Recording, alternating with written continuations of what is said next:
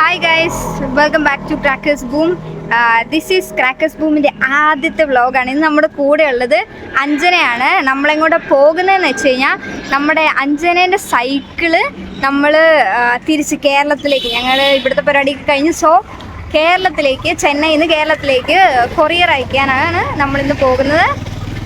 നമുക്ക് എന്തൊക്കെ പ്രൊസീജിയേഴ്സ് ഉണ്ട്, എന്തൊക്കെ സംഭവമൊക്കെ ഉണ്ടെന്ന് വഴി അറിയാം. സൈക്കിളിന് കാറ്റടിക്കലായിരുന്നു ഞങ്ങളുടെ ആദ്യത്തെ ടാസ്ക്. അണ്ണൻ കാറ്റടിക്കുന്നത് നോക്കി നിന്ന് ക്ഷീണിതരായ ഞങ്ങൾ നേരെ ഒരു മലയാളി റെസ്റ്റോറൻറ്റിലേക്ക് വിട്ടു. കുറേ കാലങ്ങൾക്ക് ശേഷമാണ് മലയാളി ഫുഡ് കഴിക്കുക. നന്നായി അൺബോക്സ് ചെയ്യുമോ, അല്ലെങ്കിൽ എല്ലാ ചോറും താഴെ ഇട്ടില്ല. അഞ്ജന നന്നായി തന്നെ അൺബോക്സ് ചെയ്തു. ഇതാണ് നമ്മുടെ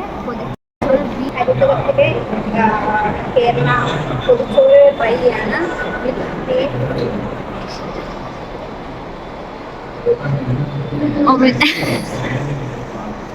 കുറേ നാളുകൂടി ഈ ചോറും സാമ്പാറും കഴിക്കുമ്പോൾ ഒരു കിട്ടുന്ന സുഖം വരുന്നത് സൂപ്പർ.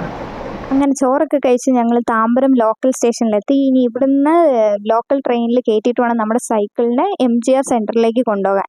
അതിൻ്റെ ഫോർമാലിറ്റീസ് എന്തൊക്കെയാണെന്ന് അറിയാൻ വേണ്ടി അഞ്ജന ചോദിക്കാൻ പോയിട്ടുണ്ട്. സൈക്കിളിനെ ഇനി TTA കാണിച്ച് ടിക്കറ്റ് എടുക്കണം. സൈക്കിളിന് 200 രൂപയാണ് താമ്പരത്ത് നിന്ന് MGR സെൻറ്ററിൽ വരെ. എനിക്കും അഞ്ജനയ്ക്കും 10 രൂപ വെച്ച്, ഞങ്ങൾക്ക് 20 രൂപയാണ് ടിക്കറ്റ്. ട്രെയിൻ വരാനായി അക്ഷമയോടെ കാത്തിരിക്കുകയാണ് സൈക്കിളും ഞങ്ങളും. ട്രെയിൻ എടുക്കുന്നതിന് മുമ്പ് എങ്ങനെയെങ്കിലും വെൻഡേഴ്സ് കമ്പാർട്ട്മെൻറ്റിൽ എത്തണം എന്ന വാശിയോടെ ഓടുന്ന അഞ്ജനയും പുറകെ ഞാനും. അങ്ങനെ ഞങ്ങൾ കയറിപ്പറ്റി. ലോക്കൽ ട്രെയിനിലെ കാഴ്ചകൾ ആസ്വദിച്ചതിന് ശേഷം സൈക്കിൾ കൂട്ടൻ പാർക്ക് സ്റ്റേഷനിൽ ഇറങ്ങി. അവിടുന്ന് നേരെ ചെന്നൈ സെൻട്രൽ സ്റ്റേഷനിലേക്ക്. ഇത്രയും വലിയ സ്റ്റേഷനിൽ പാഴ്സൽ ഓഫീസ് കണ്ടുപിടിക്കാൻ കുറേ പാടുപെട്ടു.